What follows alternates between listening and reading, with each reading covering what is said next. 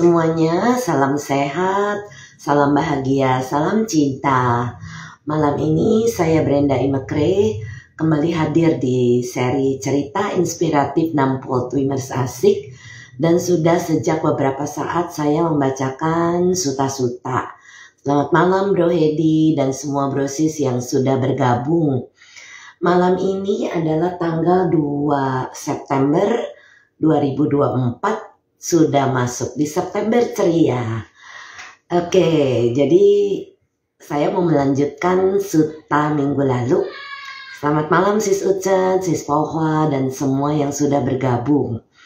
Di minggu lalu kita membahas Majjhima Nikaya 39 Maha Asapura Sutta. Dan ini adalah masih menjadi bagian dari bagaimana kita harus berlatih, dan ini adalah bagian yang keempat. Semoga malam ini selesai sehingga minggu depan saat saya cuti kita akan lanjutkan di tanggal 16 September. Yang boleh bro dan sis request mau baca suta apa, atau boleh meminta kepada saya di Japri mau bahas suta tentang apa ya. Oke, di minggu lalu kita selesai sampai nomor 13. Nanti kalau bro dan sis ada yang mau bertanya atau komentar tentang suta ini silakan.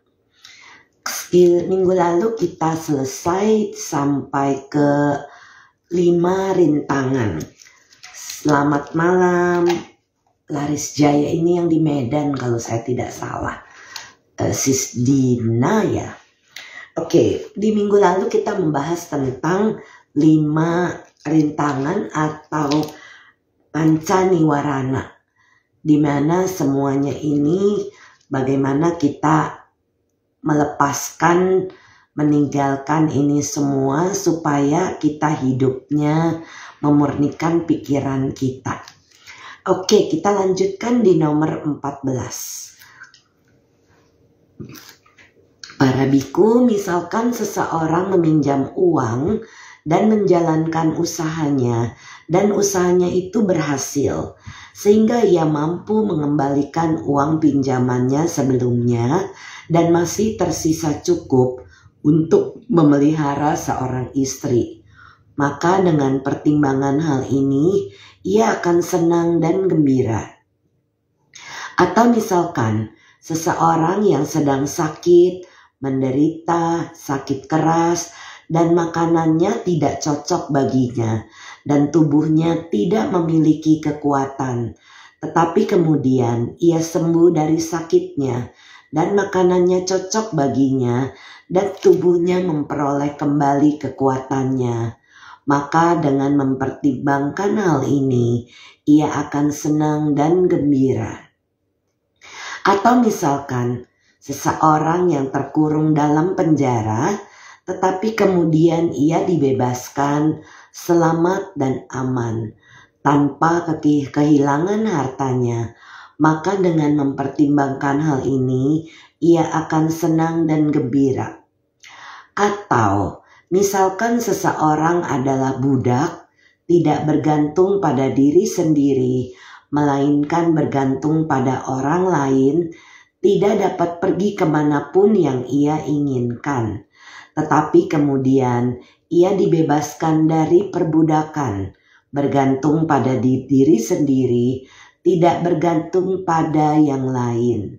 Seseorang bebas yang dapat pergi kemanapun yang ia inginkan, maka dengan mempertimbangkan hal ini, ia akan senang dan gembira. Buddha ini luar biasa nih bro dan sis. Beliau selalu memberikan perumpamaan-perumpamaan supaya orang-orang yang sedang mendengarkan menjadi paham. Atau misalkan seseorang yang membawa harta kekayaannya berjalan di jalan yang melintasi gurun pasir, tetapi kemudian ia berhasil menyeberangi gurun pasir itu selamat dan aman tanpa kehilangan harta kekayaannya. Maka dengan mempertimbangkan hal ini, ia akan senang dan gembira. Demikian pula para biku. Ketika 5 rintangan ini belum ditinggalkan dalam dirinya, seseorang melihatnya berturut-turut sebagai pinjaman, sepenyakit, penjara, perbudakan, dan jalan yang melintasi gurun pasir. Tetapi ketika 5 rintangan ini telah ditinggalkan dalam dirinya, ia melihat hal itu sebagai kebebasan dari pinjaman, kesehatan, kebebasan dari penjara, kebebasan dari perbudakan, dan tanah keselamatan. Bro dan sis, saya mau sedikit membahas tentang kembali mengulang sedikit tentang 5 gangguan atau 5 rintangan yang seringkali kita hadapi baik dalam kehidupan sehari-hari maupun di dalam meditasi kita. Dan kelima rintangan ini adalah saya mau, saya pengen, saya serakah, semuanya ada saya di sana. Itu adalah tentang nafsu dan juga keserakahan atau keinginan. Kemudian yang berikutnya adalah kebencian atau penolakan, yaitu saya tidak mau, saya tidak suka. Semuanya di situ ada saya, dan di mana kita ada saya itu menceritakan tentang loba keserakahan, dosa kebencian atau penolakan, delusi, menganggap semua ini sebagai saya, milik saya, diri saya. Jadi di sini sama artinya dengan tanha, ya. Tanha atau nafsu keinginan itu adalah bagian dari keserakahan, kebencian, dan juga delusi. Kemudian malas, lembam, mengantuk. Ini kalau yang sedang bermeditasi sering banget tertidur, terangguk-angguk begitu, terkantuk-kantuk. Nah, ini semua nanti kapan-kapan saya membahas tentang hubungan gangguan dengan sila, karena ini ada hubungannya. Tapi karena kita masih membahas tentang sutta ini, saya lanjutkan dulu. Kemudian di sini juga ada gelisah. Saya gelisah, saya resah, saya cemas, saya khawatir. Ini semua juga ada saya di dalamnya. Ya, ini adalah bagian dari niwarana atau gangguan tersebut. Dan juga saya ragu, saya tidak tahu, saya bingung. Nah, ini adalah bagian dari keraguan-raguan. Ada 5 gangguan atau 5 rintangan.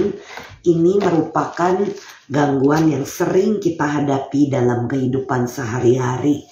Jadi tetapi yang ngantuk ini sering atau malas ya, mau meditasi kok rasanya malas bener gitu.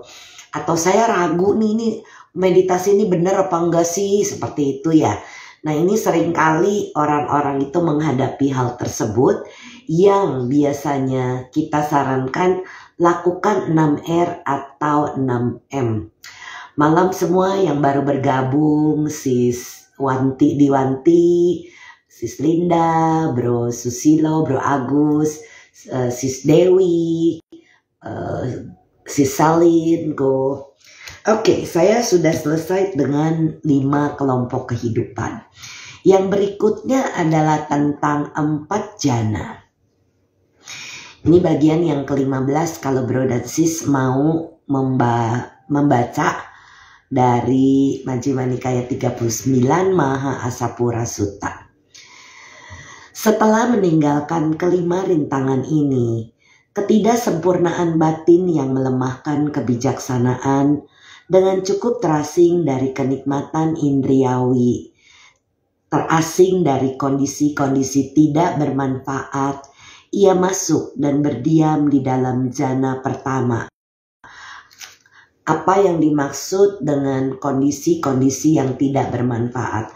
Segala hal yang menarik perhatian kita keluar dari objek meditasi kita. Pikiran-pikiran, sensasi-sensasi, semua jenis gangguan, ini adalah rintangan-rintangan yang tidak bermanfaat. Ia masuk dan berdiam di dalam jana pertama yang disertai dengan pikiran yang berpikir dan pemeriksaan pikiran. Di dalam jana pertama biasanya memang masih bisa berpikir. Nah, seringkali di dalam suta-suta yang kita baca itu ditulis disertai dengan awal pikiran dan kelangsungan pikiran. Nah, ini membingungkan sebenarnya. Tetapi kalau kita mendengar Yang Mulia Almarhum Bante Wimala Ramsi membaca suta dengan membahas tentang pikiran yang berpikir dan pemeriksaan pikiran, maka kita akan mudah paham apa maksudnya. Pikiran yang berpikir ya terus-menerus pikiran kita yang berjalan, yang melakukan papanca atau penggandaan pikiran seperti itu. Dan masih memeriksa pikiran. Nih bagaimana objek kita, apakah kita sedang bersama objek atau pikiran kita lari keluar dari objek gitu ya. Dengan sukacita dan kenikmatan yang muncul dari keterasingan. Kenapa terasing? Karena pada saat kita bermeditasi masuk di dalam jana pertama, itu biasanya mata kita tertutup. Jadi kita terasing dari dunia luar. Ia membuat sukacita dan kenikmatan yang muncul dari keterasingan itu basah, merendam, mengisi, dan meliputi tubuhnya, sehingga tidak ada bagian dari tubuhnya yang tidak terliputi oleh sukacita dan kenikmatan yang muncul dari keterasingan itu. Biasanya pada saat kita memasuki di jana pertama, bro dan sis, kita mengalami kegembiraan, kebahagiaan yang dirasakan di seluruh badan kita. Itu sebabnya di sini dikatakan seperti basah, terendam, mengisi, meliputi tubuhnya. Ya, jadi kebahagiaan, sukacita itu dirasakan di dalam jana pertama. And it's okay karena ini adalah tanda-tanda bahwa kita ada di sana. Kenapa teknik kami ini mudah masuk ke dalam jana-jana? Karena kita memulai dengan happy, kita mulai dengan bahagia, dengan tersenyum kepada diri sendiri, kepada teman spiritual kita, seperti itu bro dan sis. Jadi kondisi-kondisi jana itu kita mudah masuk ke sana, ya. Nah ini yang menyebabkan kita bisa merasakan kegembiraan, kesukacitaan itu. Ada contoh seperti ini yang diberikan oleh Buddha.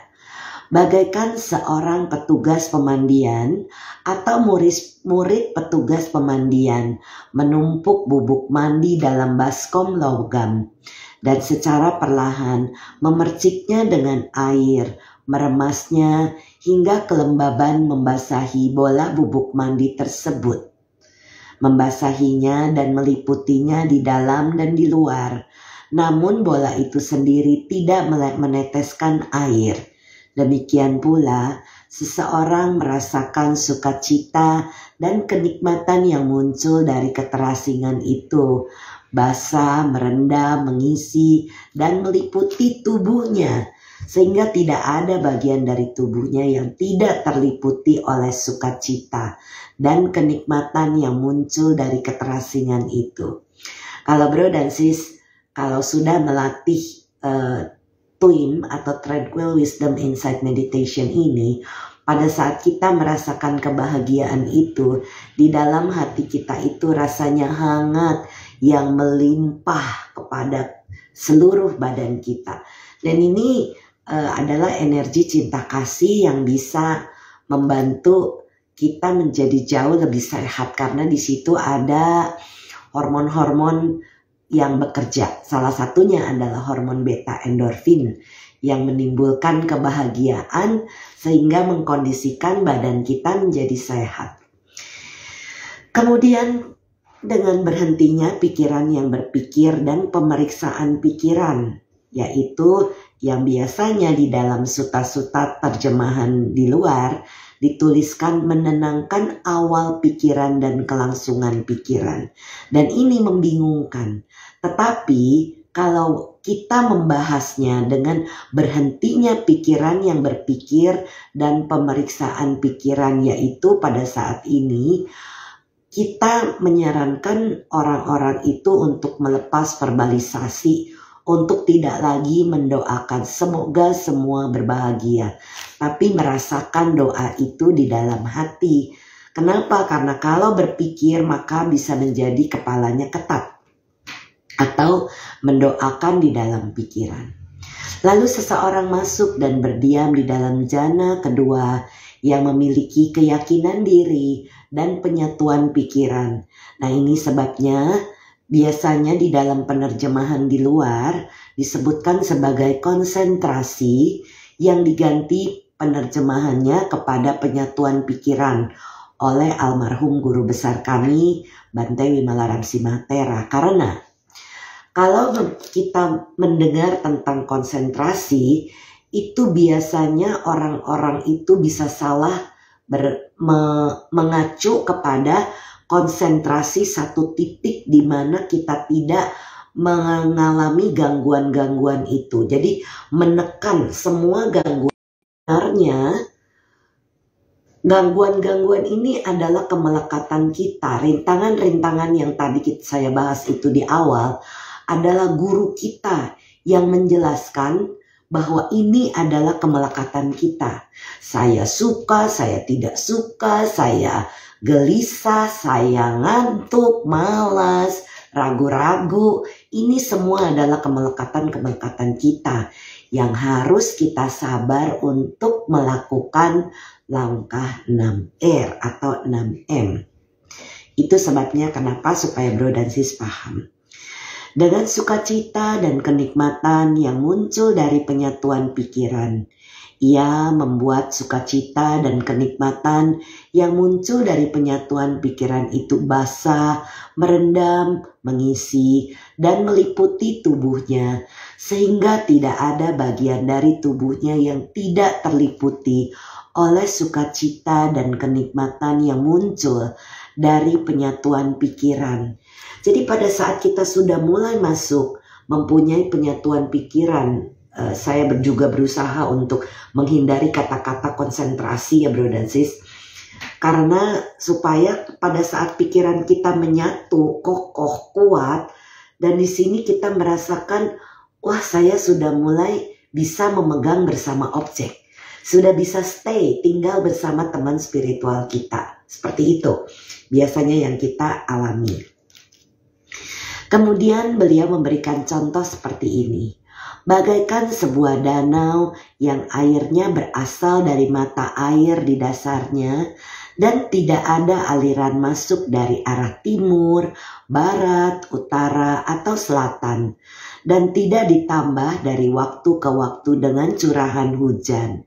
Kemudian mata air sejuk memenuhi danau itu dan membuat air sejuk itu membasahi, merendam, mengisi, dan meliputi seluruh danau itu. Sehingga tidak ada bagian danau itu yang tidak terliputi oleh air sejuk itu. Demikian pula seseorang membawa sukacita dan kenikmatan yang muncul dari keterasingan itu basah, merendam, mengisi, meliputi tubuhnya, sehingga tidak ada bagian dari tubuhnya yang tidak terliputi oleh sukacita dan kenikmatan yang muncul dari penyatuan pikiran. Selamat malam Bro Edward dari Medan, sampai kita nanti ketemu di retret Desember ya. Oke, nah ini di sini menjelaskan bahwa saat kita meditasi dan kita timbul sensasi, sukacita, joy, kenikmatan muncul karena kita punya pikiran kita mulai menyatu, maka kita mulai semakin menikmati meditasi ini. Nah, kemudian yang berikutnya. Kemudian dengan meluruhnya sukacita pada saat kebahagiaan itu sudah mulai reda, Maksudnya dengan meluruhnya sukacita adalah kebahagiaan yang mereda ya bro dan sis. Seseorang berdiam di dalam ketenang seimbangan dan penuh perhatian dan penuh kewaspadaan. Masih merasakan nikmat pada jasmani, ia masuk dan berdiam di dalam jana ketiga. Apa yang dimaksud di sini? Saat kita masuk di dalam jana ketiga bro dan sis, badan, pikiran, tangan, kaki rasanya ringan, enteng, sampai terkadang tidak bisa merasakan tangan kaki tuh kok rasanya hilang ya, nggak ada. Tapi kalau kita buka mata, kita lihat ya tangan kita tetap ada, kaki kita tetap ada. Cuma karena kita merasakan tenang seimbang, maka kita sepertinya hilang semua sensasi. Dan itu adalah kemajuan meditasi yang sangat baik. Artinya tidak lagi merasakan semutan lah, rasa sakit di badan. Justru pada masa sakit di dalam jana ketiga ini, orang yang sakit bisa merasakan kenyamanan. Kalau orang sakit bermeditasi masuk di dalam jana ketiga, itu merasakan badannya nyaman. Makanya seringkali ada yang bilang kalau lagi sakit gak bisa meditasi. Ada beberapa hal yang kita harus luruskan. Justru pada saat kita sedang tidak sehat, kita bermeditasi sehingga badan kita jadinya lebih sehat. Kenapa? Saat masuk di dalam jana ketiga ini tidak merasakan sensasi sakit di badan. Ya, jadi dengan begitu, karena kita tidak merasakan sensasi sakit di badan, kita nyaman. Tidak menjadi masalah seperti itu. Lalu disambung, yang dikatakan oleh para mulia, ia memiliki kediaman yang menyenangkan, yang memiliki ketenang seimbangan dan penuh perhatian. Ia membuat kenikmatan yang terlepas dari sukacita itu basah, merendam, mengisi, dan meliputi tubuhnya, sehingga tidak ada bagian dari tubuhnya yang tidak terliputi oleh kenikmatan yang terlepas dari sukacita itu. Jadi bro dan sis jangan bingung ya kalau pada saat sudah happy di jana pertama rasanya kadang-kadang bisa merasakan kebahagiaan yang meluap. Lalu masuk di dalam jana ketiga kok hilang nggak ada bahagianya, kepengen kayak gitu malah nggak dapet. Justru jangan pernah punya keinginan untuk merasakan kebahagiaan lagi. Karena dalam setiap jana itu berbeda-beda. Pertama, happy, bahagia, meluap, terkadang bisa meluap-luap. Kedua, mulai tenang batinnya, pikirannya mulai damai dan bisa memegang objek lebih lama. Di ketiga, badan tidak lagi dirasakan. Nanti di keempat, bro dan sis akan lebih melihat. Bagaikan dalam sebuah kolam seroja biru atau merah atau putih. Beberapa seroja tumbuh dan berkembang dalam air tanpa keluar dari air, dan air sejuk membasahi, merendam, mengisi, dan meliputi seroja-seroja itu dari pucuk hingga ke akarnya, sehingga tidak ada bagian dari seroja-seroja itu yang tidak terliputi oleh air sejuk. Demikian pula seseorang membuat kenikmatan yang terlepas dari sukacita itu, basah, merendam, mengisi, dan meliputi tubuhnya, sehingga tidak ada bagian dari tubuhnya yang tidak terliputi oleh kenikmatan yang terlepas dari sukacita itu. Jadi bro dan sis, jangan berpikir kalau tidak bahagia itu kemajuannya mundur. Jangan, biarkan kami yang paham step-step ini mengerti, oh meditasinya maju seperti itu, bukannya malah kok hilang ya rasa happy-nya, bukan seperti itu ya bro dan sis. Lalu kemudian dengan meninggalkan kenikmatan dan kesakitan dan dengan pelenyapan sebelumnya atas kegembiraan dan kesedihan, seseorang masuk dan berdiam di dalam jana keempat yang memiliki bukan kesakitan pun bukan kenikmatan dan kemurnian perhatian karena ketenang seimbangan. Jadi UPK ini mulai masuk makin kuat. Jadi di dalam meta itu, pada saat kita mengembangkan cinta kasih, itu akan ada tenang seimbang. Seperti saya sering ibaratkan kaki meja. Di dalam cinta kasih mulai muncul tenang seimbang. K1 kaki meja. Nanti masuk lagi di level berikutnya. Di compassion atau karuna atau welas asih. Makin kuat tenang seimbangnya. Nanti masuk di mudita atau joy atau rasa sukacita itu makin kuat tenang seimbang. Dan pada saat betul-betul mengalami tenang seimbang yang kuat, pikiran kita tidak mudah bergoncang.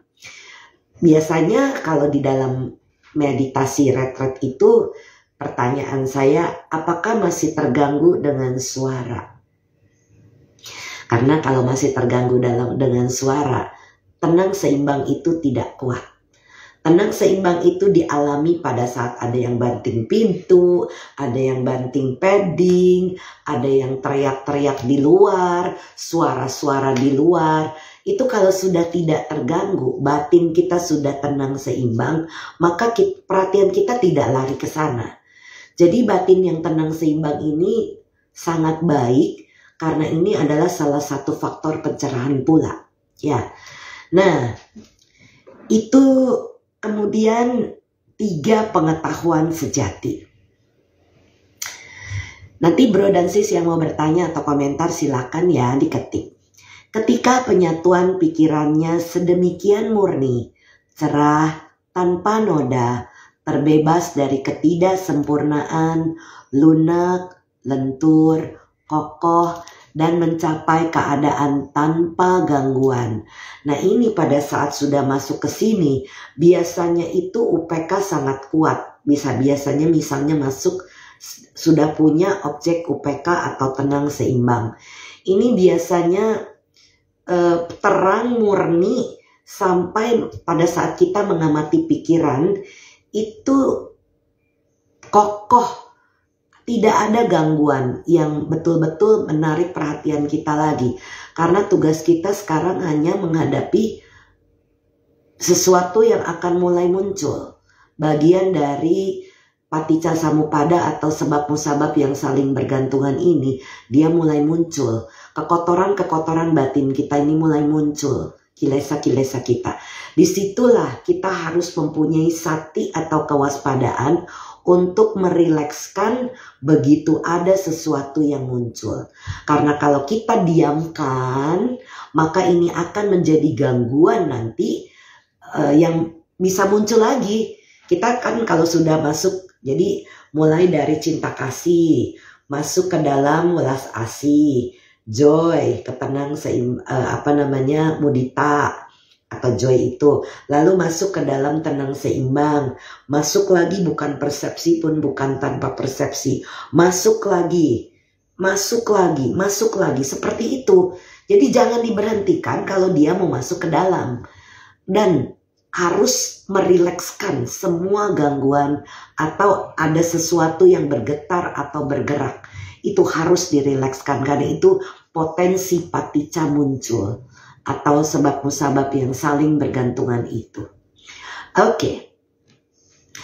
Ia mengingat, keadaan tanpa gangguan. Ia mengarahkannya pada pengetahuan mengingat kehidupan lampau. Ia mengingat banyak kehidupan lampau, yaitu 1 kelahiran, 2 kelahiran, 3 kelahiran, 4 kelahiran, 5, 10, 20, 30, 40 kelahiran, 50 kelahiran, 100 kelahiran, 1000 kelahiran, 100.000 kelahiran. Banyak kapa penyusutan dunia. Apa yang dimaksud kapa penyusutan dunia? Dunia ini dia bisa berkembang, bisa juga menyusut. Itu yang dimaksud dengan asengkaya. Kita nggak bahas itu malam ini karena nanti jadi panjang. Nah ini dimaksud di sini adalah Buddha mampu melihat saat kapa pengembangan dunia, saat penyusutan, dan saat penyusutan dan pengembangan. Seperti itu. Di sana aku bernama itu, dari suku itu, dengan penampilan seperti itu. Makananku demikian, pengalaman, kesenangan, dan kesakitanku seperti itu. Umur kehidupanku selama itu. Dan meninggal dunia dari sana, aku muncul kembali di tempat lain. Dan di sana aku bernama itu, dari suku itu, dengan penampilan seperti itu. Makanan, pengalaman kesenangan dan kesakitanku seperti itu. Umur kehidupanku selama itu. Dan meninggal dunia dari sana, aku muncul kembali di sini. Demikianlah dengan segala aspek dan ciri-cirinya, ia mengingat banyak kehidupan lampau. Bagaikan seseorang yang pergi dari desa tempat tinggalnya ke desa lain, kemudian kembali lagi ke desanya.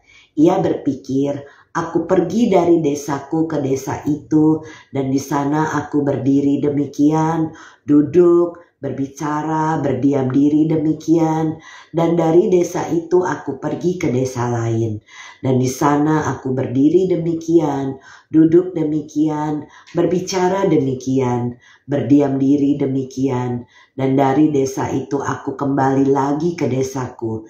Demikian pula seseorang mengingat banyak kehidupan lampau. Demikianlah dengan segala aspek dan ciri-cirinya, ia mengingat banyak kehidupan lampau.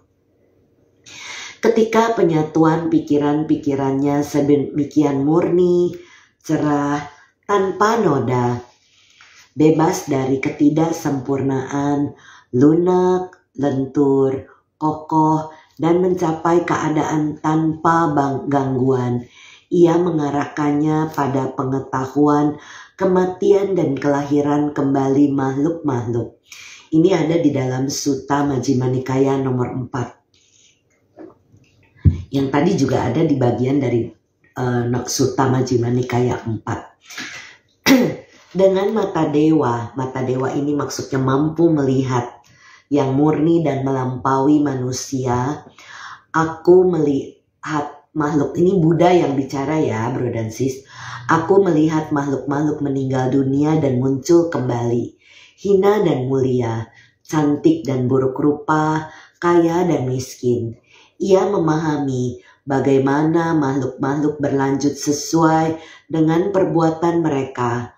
Makhluk-makhluk ini yang berperilaku buruk dalam jasmani, ucapan dan pikiran, pencela para mulia, keliru dalam pandangan mereka, memberikan dampak pandangan salah dalam perbuatan mereka.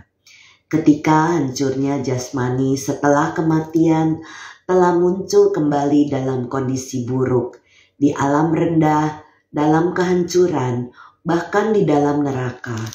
Tetapi makhluk-makhluk ini yang berperilaku baik dalam jasmani, ucapan dan pikiran. Jadi ini sudah diingatkan untuk tidak mengatakan, berpikir, berbuat keliru. Jadi di sini kita sudah diingatkan untuk berpikir, berucap, berbuat ya dengan pikiran-pikiran yang berbaik. Bukan pencela para mulia, berpandangan benar, memberikan dampak pandangan benar dalam perbuatan mereka. Ketika hancurnya jasmani setelah kematian, telah muncul kembali di alam yang baik, bahkan di alam surga. Demikianlah dengan mata dewa yang murni dan melampaui manusia. Buddha melihat makhluk-makhluk meninggal dunia dan muncul kembali, hina dan mulia, cantik dan buruk rupa, kaya dan miskin.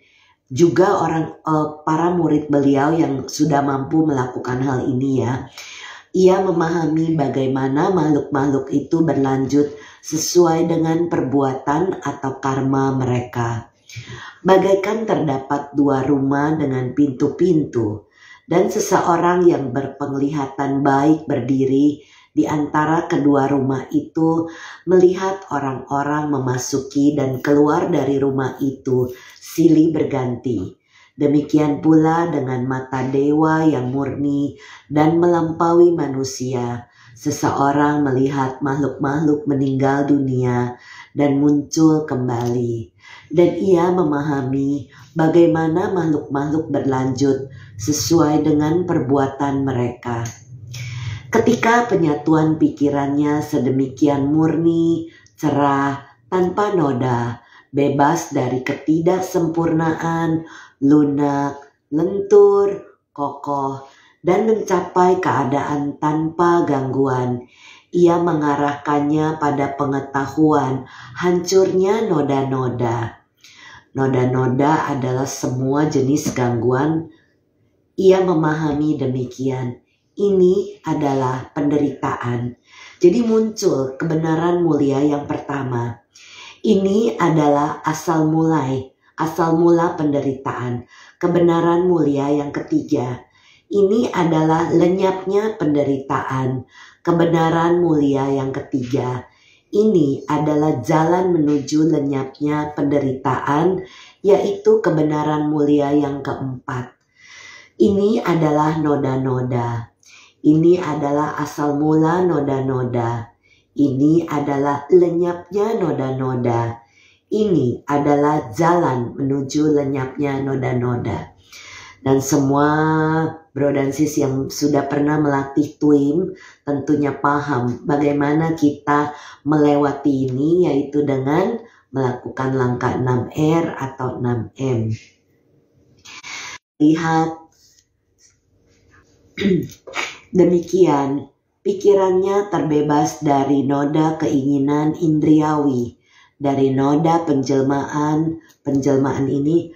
Maksudnya noda keinginan indriawi ini yang ada di mata, hidung, lidah mengecap, telinga mendengar. Kemudian badan jasmani merasakan sensasi dan pikiran bersama bentuk pikiran, itu yang dimaksud dengan indriawi. Pikirannya terbebas dari noda keinginan indriawi, dari noda penjelmaan, maksudnya tidak terlahir lagi di dalam segala bentuk badan atau tanpa bentuk, dan dari noda ketidaktahuan atau awija. Jadi kalau dari rangkaian sebab musabab yang saling bergantungan ini, ketidaktahuan ini sudah bisa dihancurkan, maka ketika terbebaskan, muncullah pengetahuan terbebaskan. Ia memahami kelahiran telah dihancurkan, kehidupan suci telah dijalani, apa yang harus dilakukan telah dilakukan. Tidak akan ada lagi penjelmaan menjadi kondisi makhluk apapun. Nah, ini pada saat seseorang di dalam pengertian di sini, pada saat sudah tidak ada lagi kelahiran-kelahiran, terbebas, itu sudah arahat. Nanti akan ada bagian tentang arahat. Bagaikan terdapat sebuah danau pada sebuah ceruk. Ceruk ini seperti apa ya namanya? Ceruk itu yang deep gitu ya, masuk ke dalam, di gunung, bersih, jernih, dan tidak terganggu. Sehingga seseorang dengan penglihatan yang baik yang berdiri di tepinya dapat melihat kerang, kerikil, dan koral, dan juga kawanan ikan yang berenang ke sana sini dan beristirahat. Ia berpikir danau ini bersih, jernih, tidak terganggu, dan terdapat kerang, kerikil, dan koral ini, juga kawanan ikan yang berenang ke sana sini dan beristirahat. Demikian pula seseorang memahami demikian. Ini adalah penderitaan. Ia memahami kelahiran telah dihancurkan, kehidupan suci telah dijalani. Apa yang harus dilakukan telah dilakukan. Tidak akan ada lagi penjelmaan menjadi makhluk, kondisi makhluk apapun. Sebentar, di sini ada yang bertanya dari Sis Yuchen, sabar sebentar, saya selesaikan suta ini karena tinggal sedikit lagi. Arahan. Para biku, seseorang yang demikian disebut seorang petapa, seorang brahmana, seorang yang telah dicuci, seorang yang telah mencapai pengetahuan, seorang terpelajar suci, seorang mulia, seorang arahan. Dan bagaimanakah seorang biku atau seseorang umat adalah seorang petapa? Ia telah menenangkan kondisi-kondisi jahat yang tidak bermanfaat, yang mengotori, yang membawa pada penjelmaan baru, yang memberikan kesulitan, yang matang dalam penderitaan, dan yang mengarah menuju kelahiran, penuaan, dan kematian di masa depan. Demikianlah bagaimana yang merupakan seorang petapa. Dan bagaimanakah seseorang biku adalah seorang brahmana? Ia telah menyingkirkan kondisi-kondisi jahat yang tidak bermanfaat, yang mengotori,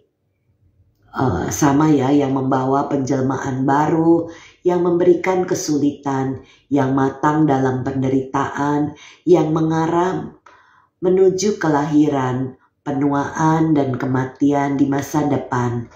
Itulah bagaimana seorang biku yang merupakan seorang brahmana. Dan bagaimanakah seorang biku atau seorang umat adalah seorang yang telah dicuci. Ia telah mencuci kondisi-kondisi jahat yang tidak bermanfaat, yang mengotori, yang membawa penjelmaan baru, yang memberikan kesulitan, yang matang dalam penderitaan, yang mengarah pada menuju kelahiran, penuaan, dan kematian di masa depan. Itu adalah bagaimana seseorang yang telah dicuci. Dicuci itu yang mencuci kondisi-kondisi jahat yang tidak bermanfaat. Itu yang dimaksud yang dicuci. Ada penjelasan tentang pencucian ini. Kata mencuci atau nataka merujuk pada seorang brahmana yang pada akhir pelajarannya di bawah seorang guru telah melakukan ritual mandi yang menandai akhir latihannya. Ada hubungannya dengan Samyutta Nikaya 521. Jadi biasanya ini adalah kebiasaan dari orang-orang brahmana. Dan bagaimanakah seseorang yang telah mencapai pengetahuan? Ia telah mengetahui kondisi-kondisi jahat yang tidak bermanfaat, yang mengotori, dan mengarah menuju kelahiran, penuaan, dan kematian di masa depan. Kematian ini maksudnya tidak terlahir lagi. Dan bagaimana seseorang adalah orang yang telah mencapai pengetahuan. Dan bagaimanakah seseorang yang merupakan seorang terpelajar yang suci. Kondisi-kondisi jahat yang tidak bermanfaat, yang mengotori, yang mengarah menuju kelahiran, penuaan, dan kematian di masa depan telah mengalir keluar dari dirinya. Itulah bagaimana seseorang adalah seorang terpelajar yang suci. Dan bagaimanakah seseorang adalah seorang mulia? Kondisi-kondisi jahat yang tidak bermanfaat, yang mengotori dan yang mengarah menuju kelahiran, penuaan, dan kematian di masa depan jauh dari dirinya. Itulah bagaimana seseorang adalah seorang mulia. Dan bagaimanakah seseorang biku adalah seorang arahan? Kondisi-kondisi jahat yang tidak bermanfaat, yang mengotori, yang membawa pada penjelmaan baru, yang memberikan kesulitan, yang matang dalam penderitaan, dan yang mengarah menuju kelahiran, penuaan, dan kematian di masa depan jauh dari dirinya. Maksudnya seorang arahan tidak akan lagi melakukan kondisi-kondisi jahat yang tidak bermanfaat. Itulah bagaimana seorang biku adalah seorang arahan, atau mungkin seorang umat. Itulah yang dikatakan oleh Sang Bagawa. Para biku merasa puas dan bergembira mendengar kata-kata Sang Bagawa. Jadi Sutta Majjhima Nikaya 39 Maha Asapura Sutta sudah selesai. Ada pertanyaan dari Sis Yuchen Riani. Apakah jika meditasi tidak boleh bergerak jika kaki tidak nyaman atau misal badan kita ada yang gatal? Betul banget sis. Kalau saya sarankan Sis Yuchen ikut online retreat ya. Karena di sana sudah diberitahu, duduk itu tidak boleh bergerak sama sekali. Gatal, tahu itu gatal, lepas jangan diperhatikan gatalnya. Kenapa? Semakin sis perhatikan gatal, maka menjadi emergency harus menggaruk. Kenapa tidak boleh bergerak? Pikiran kita itu nakal sekali seperti monyet. Kadang-kadang orang bilang, saya nggak bisa konsentrasi, saya nggak bisa meditasi. Itu keliru sebenarnya. Itu orang yang belum mampu menjinakkan pikirannya. Jadi biasa pikiran kita itu nakal, lari sana, lari sini, mikir ini, mikir itu, kemelekatan-kemelekatan itu muncul. Tapi kalau kita semakin bergerak, pikiran kita gerak lagi. Nah ini kita sedang berusaha dari pikiran yang bergerak ini, akhirnya dia mereda. Setelah dia mereda, dia akan berhenti. Setelah berhenti, dia akan padam. Pada saat padam, bisa mengalami nibbana. Pada saat kita mampu melepaskan rangkaian-rangkaian dari sebab musabab yang saling bergantungan ini. Jadi tujuan meditasi itu ujungnya adalah harusnya nibbana. Tapi kalau meditasi yang belum mengalami nibbana, artinya satu, duduknya kurang lama.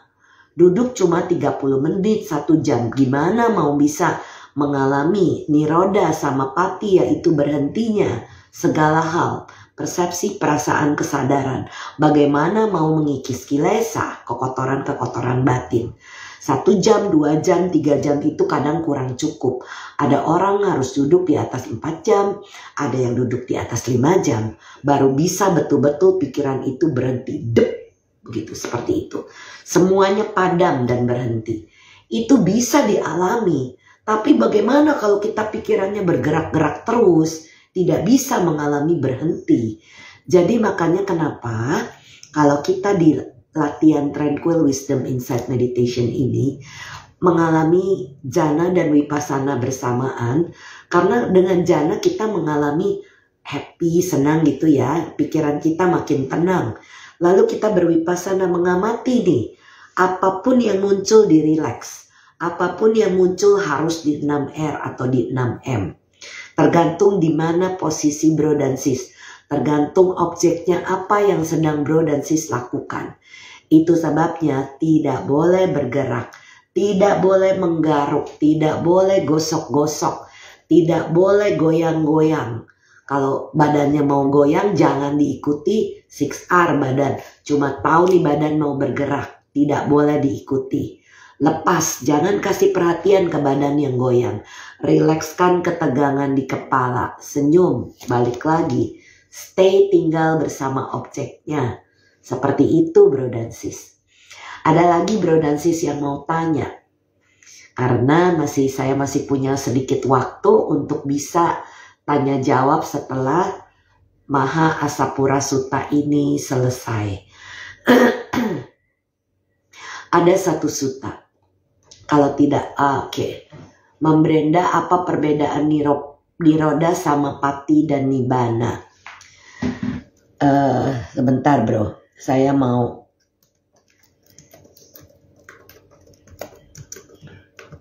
mencari satu sutta yang sangat menarik. Oke. Bedanya niroda sama pati itu adalah kondisi di mana berhenti semua padam. Jadi di dalam meditasi itu tiba-tiba mengalami berhenti sebentar sekali. Begitu keluar, lalu kita tidak tahu di sana. Karena tidak ada perasaan, tidak ada persepsi, tidak ada kesadaran. Kita tidak tahu kita ada di situ sampai keluar dari sana.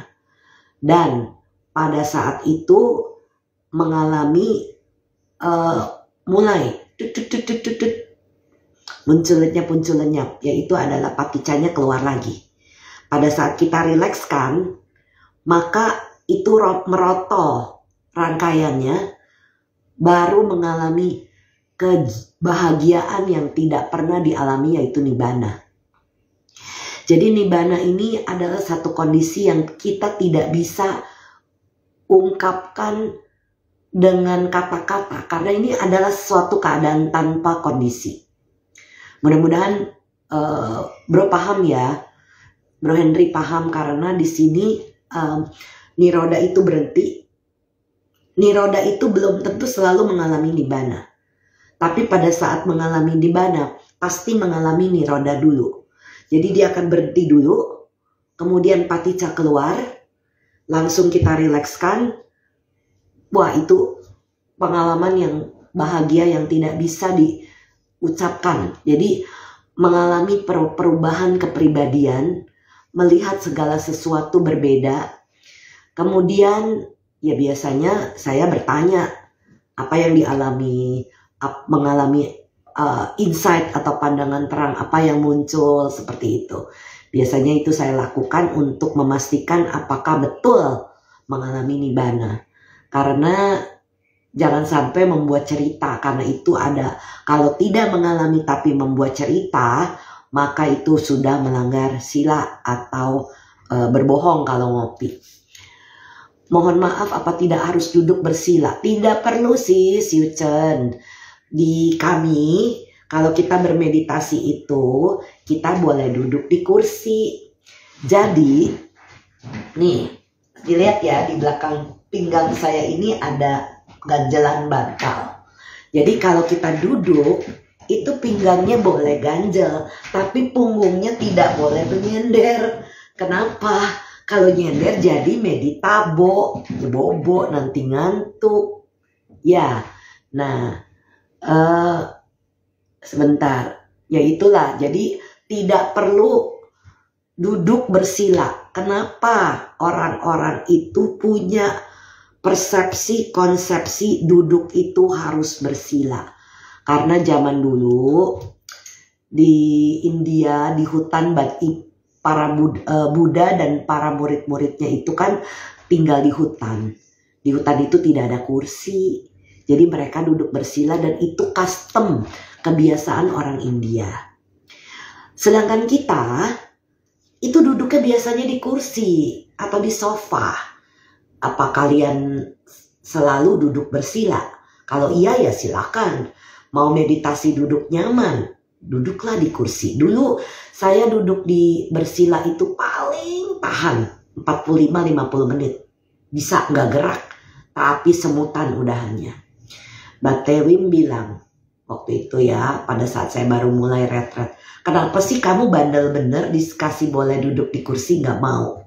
Akhirnya saya ikutin, duduk di kursi. Wah, itu langsung duduk 1 jam lebih, 1 jam 15 menit, 1 jam setengah, dan akhirnya makin lama duduknya bisa seperti itu. Sis Uchen, salah satu contoh pengalaman ketika sudah mencapai UPK adalah tidak gampang kaget. Betul banget sis, itu yang saya alami karena sebelumnya saya sangat gampang kaget. Karena meditasi suami saya bilang jadi nggak lucu lagi karena nggak bisa dikaget-kagetin. Suami sis Uchen lucu banget nih. Ya memang kita tidak mudah kaget, kita tidak mudah panik. Bahkan kalau orang panik kita bisa pancarkan UPK, pancarkan tenang seimbang itu supaya mereka tidak panik. Karena kalau kita panik, pikiran kita tidak jernih, tidak bisa berpikir. Bro Rudy, malam sis mau tanya, dulu pernah meditasi, terus ada cahaya putih kedap-kedip dan langsung kening, langsung hening atau tenang gitu. Itu apa ya sis? Kalau di kita minta itu semua adalah fenomena yang gak penting yang harus kita namerkan. Karena itu adalah gangguan. Jadi gak penting itu apa, itu adalah salah satu fenomena saja.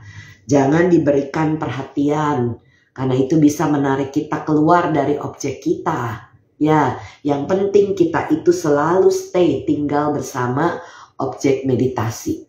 Dan pernah juga meditasi dan kayak berada di semesta gitu, itu apa? Oh, bisa jadi Bro Rudi itu dulu, kita semua sama ya. Kita semua manusia sekarang nih di kehidupan ini. Dulunya bisa jadi dewa.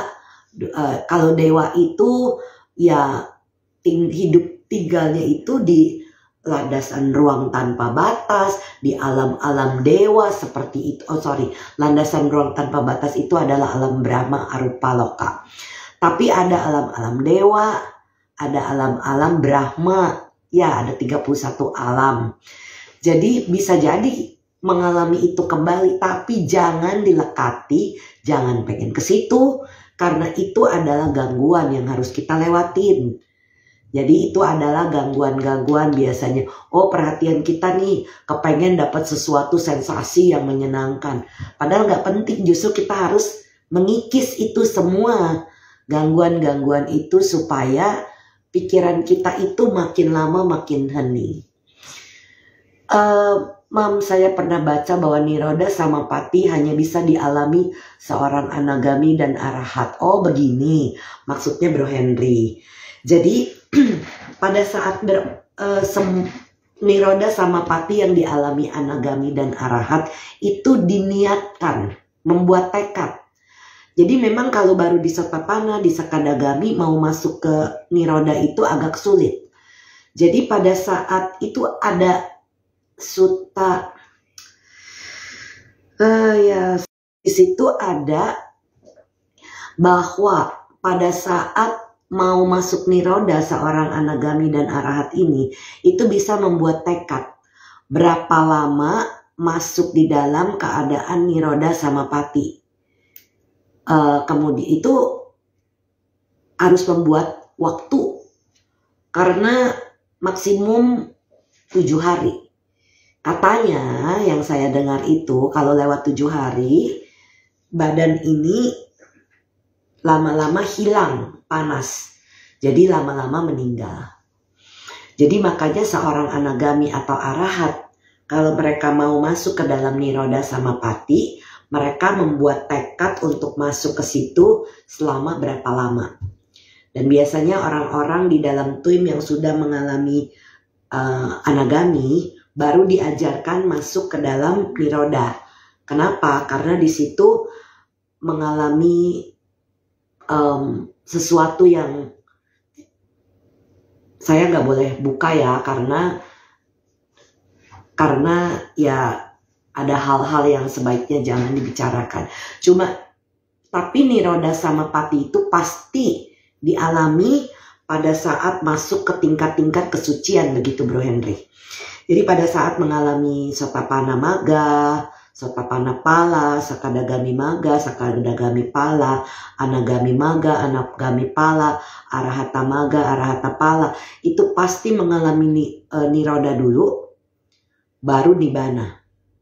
Tapi yang tadi saya katakan, orang bisa mengalami niroda, seorang anagami dan arahat bisa hanya mengalami niroda tanpa mengalami nibbana. Karena tergantung dengan tekadnya masing-masing. Jadi seperti itu ya. Jadi niroda dialami oleh anagami dan arahat ini untuk yang membuat tekad. Jadi pada saat mau masuk tingkat-tingkat kesucian itu ngalamin dulu pasti niroda dan juga nibbana. Oke. Apakah masih, saya coba scrolling dulu. Apakah masih ada yang mau tanya? Oh, ada pertanyaan. Oke, sama-sama si Siu Chen. Jadi kita di Indonesia yang tidak biasa duduk bersila di lantai, duduklah di kursi. Sebelum saya sudahi, ada satu sutta, bermeditasilah, jangan lengah, jangan sampai menyesal kelak. Jadi itu ada di dalam riwayat hidup Ananda. Silakan ya nanti atau mungkin di seri cinta berikutnya saya akan bacakan riwayat hidup Ananda. karena ini dipesan sama Buddha. Saya bacakan sedikit riwayat hidup Ananda. Ananda, bermeditasilah. Di sini ada banyak pepohonan. Ada banyak rumah-rumah kosong. Bermeditasilah. Jangan ditunda. Seperti itu. Jadi memang ini benar banget. Kenapa? Kita tidak tahu setelah kelahiran ini kan kita lahir di mana. Bisa jadi setelah banyak berbuat baik, banyak berdana, menjaga sila kemoralan, kemudian kita masuk ke dalam alam dewa, setelah meninggal dari manusia. Sangat mungkin jadi malaikat, masuk ke dalam kehidupan yang menyenangkan. Tetapi itu tidak abadi ya bro dan sis. Kalau keadaan di sana waktunya panjang sekali. 10.000 tahun, 15.000 tahun, 20.000 tahun mungkin. Selesai, expired di sana. Masuk lagi jadi manusia, syukur-syukur bisa manusia. Kalau karma buruknya yang mendukung lainnya masuk lagi ke alam-alam menderita, entah bisa masuk ke neraka, binatang, hantu gentayangan, atau jadi jin, itu kan menderita semua. Jadi jangan tunda meditasi. Di kehidupan ini juga siapapun, kalau kami di tim ini, oke, oh Miss Pigo, sis, OOT, out of topic, saya di Melbourne. Oh, halo, salam kenal sis, my religious background is Christian, that's okay. Tapi saya sesudah dengerin Buddhism, saya lebih condong ke Buddhism. Apakah sis tahu Indo Buddhist Community di Melbourne? Wah, saya mesti cari tahu dulu karena yang saya tahu itu di Sydney. Kalau di Melbourne tidak tahu. Tapi nanti coba ya sis Miss Pigu ini tolong japri ke saya di DM. Nanti saya tanyakan teman saya yang di Sydney supaya mungkin beliau tahu ada komunitas nggak yang di Melbourne. Jadi sis juga bisa mendengarkan Dhamma di YouTube kan sekarang banyak banget ya. Dan sebetulnya sis tidak perlu berubah menjadi Buddhis. Tetap stay menjadi Christian is okay. Sis meditasi dulu, buktikan dulu apakah benar apa yang saya katakan bahwa meditasi ini ujungnya harus nibbana. Kalau tidak, harus cari teknik yang benar-benar bisa membawa kita ke dalam jalur-jalur penyucian batin ini. Ya, jadi itu yang saya bisa sarankan kepada sis Miss Pigu. Oke, anumodana, sadu. Oke, Bro Henry. Jadi nanti kalau sis Miss Pigu mau belajar meditasi, boleh juga masuk ke, saya ketikkan ya, damasuka.org.id online retreat. Jadi walaupun sis di Melbourne, pembimbingnya ada di Indonesia, bisa belajar. Atau kalau sis mau belajar dengan yang di USA, sama Damasuka tapi bukan .org.id, ujungnya org. Itu bisa pakai Zoom belajar ya, bisa dengan WhatsApp. Sis Ucan, pengalaman saya belajar meditasi itu seperti urgent banget, betul. Misalnya saat di hidup ini saja, saat sakit, meditasi ini sangat bermanfaat. Betul banget sis. Saya juga sudah lama-lama melewati ini. Belajar meditasi kalau mau dari dasar dengan pembimbing, bener banget sis Ucan. Itu sebabnya sis Miss Pigu, you're very welcome. Oke, nanti DM saya aja. Jadi belajar meditasi supaya sis bisa mendapatkan manfaat besar. Murid kami di seluruh dunia ini tidak semuanya Buddhis. Ada yang Muslim, ada yang Christian, ada yang Catholic, ada yang ateis, ada yang Muslim, semua agama, ada yang Hindu. Jadi semuanya ada. Dan meditasi ini adalah untuk batin kita, untuk kebahagiaan, untuk ketenangan. Ya, jadi jangan berpikir meditasi, sis mau belajar meditasi itu harus jadi Buddhis, sangat tidak. Jadi silakan belajar.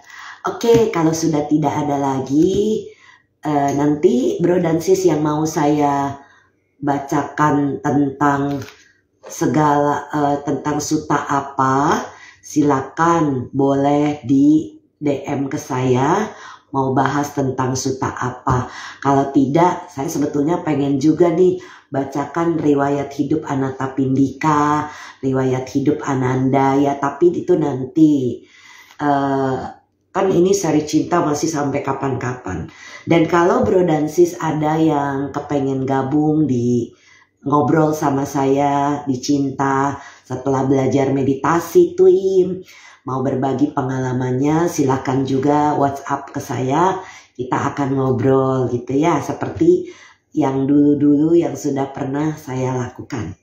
Oke, seri cinta malam ini yang ke-140 saya sudahi dulu di tanggal 2 September 2024. Senin depan saya mohon izin cuti, tidak hadir di seri cinta, tapi semoga saya sehat bisa hadir mengisi kembali membacakan suta atau membacakan riwayat-riwayat para Buddha atau riwayat-riwayat para arahat ini sehingga bisa bermanfaat ya.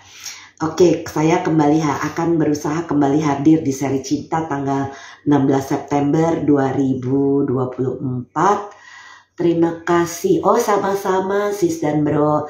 Semoga sehat dan bahagia selalu. Berlimpah berkat selalu. Amin. Sadu, terima kasih. Sis yang benar sekali, meditasi dengan teknik Twim sangat membantu orang yang baru belajar meditasi. Terima kasih Sis Brenda, Kanan, semua sama-sama. Mari kita bersama-sama berbagi jasa. Sebelumnya saya mohon maaf apabila ada kata-kata, pikiran dan perbuatan yang pernah saya lakukan keliru kepada bro dan sis semua. Baik dalam kehidupan ini maupun di kehidupan dan masa-masa yang lampau. Semoga saya bisa dimaafkan. Mari kita bersama-sama berbagi jasa. Setelah melakukan kebajikan pada hari ini, semoga yang menderita bebas dari derita. Semoga yang merasa takut bebas dari rasa takut. Semoga yang berduka menghapus semua dukanya. Dan semoga semua makhluk menemukan kelegaannya. Semoga semua makhluk berbagi jasa yang telah kami peroleh untuk memperoleh semua jenis kebahagiaan. Semoga semua makhluk di angkasa dan di bumi, para dewa dan naga yang perkasa, berbagi jasa-jasa kami ini. Semoga mereka terus melindungi Dhamma atau ajaran kebenaran. Semoga mereka terus melindungi Indonesia dan seluruh dunia. Semoga semua makhluk berbahagia. Sadu, sadu, sadu. Ya, artinya sangat baik. Sangat baik, sangat baik. Twim itu adalah teknik Tranquil Wisdom Insight Meditation. Sis boleh baca di website kami dhammasuka.org.id, atau kalau yang mau baca dalam bahasa Inggrisnya dhammasuka.org. Jadi saya ketikkan dulu sebentar supaya bisa lihat. Terima kasih Sis Ucen sudah ketikkan website di Indonesia. Sedangkan yang ORG ini adalah website yang di US, yang di Amerika. Ini kita semua mengajarkan meditasi supaya batin kita tenang, seimbang, bahagia, bisa mampu mengikis banyak belenggu-belenggu batin. Oke, selamat malam semuanya. Salam sehat, salam bahagia, salam cinta, dan sampai jumpa di seri cinta berikutnya. Oke, saya sudahi dulu.